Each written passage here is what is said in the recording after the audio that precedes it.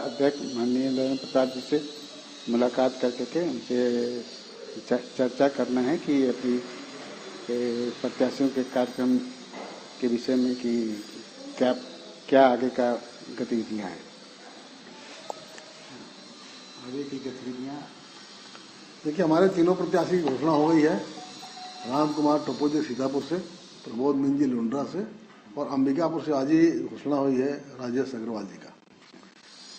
सांगठनिक रूप से भारतीय जनता पार्टी का अपना स्वतंत्र संगठन है, जो हम शक्ति केंद्र और बूथ के आधार पे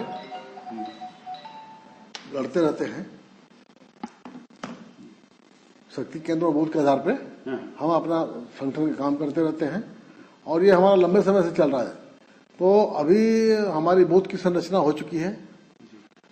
बूथ पे हमारी पूरी टीम है।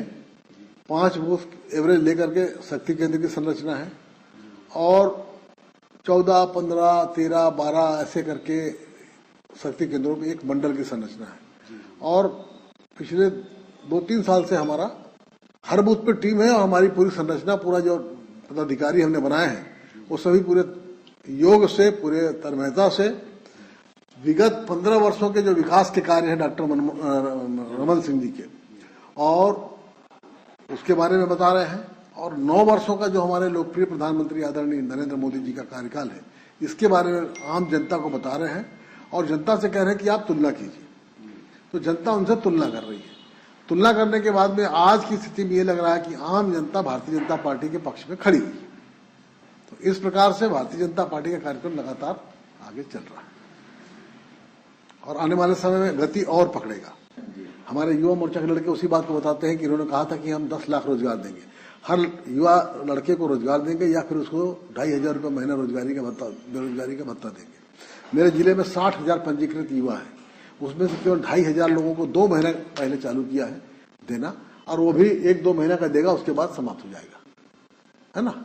और उनको केवल किसी भी बच्चे को केवल 2 बार देंगे, 2 साल, उसके बाद नहीं देंगे। तो न्याय कहाँ होगा। उसी प्रकार किसानों का धान तो खरीदा इन्होंने, लेकिन उनके रकबे को घटा दिया गिरदावरी करके। भुगतान जो रमन सिंह एक मुश्त किया करते थे, तो वो किसान जो है एक अपने बेटे को पढ़ाने के लिए बाहर भेज लेता था, मकान का एक कमरा बनवा लेता था क्योंकि मोटी रकम मिलती थी, अपनी पत्नी का या परिवार के किसी सदस्य का इलाज कराने बाहर चला जाता था। अब वो 4 टुकड़ों में मिल रही है तो वो किसी काम का नहीं होता उसके। तो इस प्रकार से जो जितने भी इनकी विसंगतियां हैं, भ्रष्टाचार और लूट का तो कोई बात ही नहीं है। नदियों को खा गए, पहाड़ों को खा गए, नदियों का स्वरूप बदल दिया इन्होंने, है। पंचायतों में विकास कार्य करने के लिए सरपंच के पास पैसे ही नहीं है। सारे विभाग में फंड की कमी है, काम जो हो गया उसका भुगतान नहीं हो रहा है, नए टेंडर नहीं हो रहे। तो धीरे धीरे करके आम जनता ये महसूस करने लगी है कि कहीं न कहीं छत्तीसगढ़ का विकास, जब से भूपेश बघेल जी की कांग्रेस नीति सरकार है, विकास अवरुद्ध है। जब तक भाजपा नहीं आएगी तब तक फिर से गति नहीं पकड़ेगा। ये आम जनता को लगने लगा, वो हमारे साथ में है।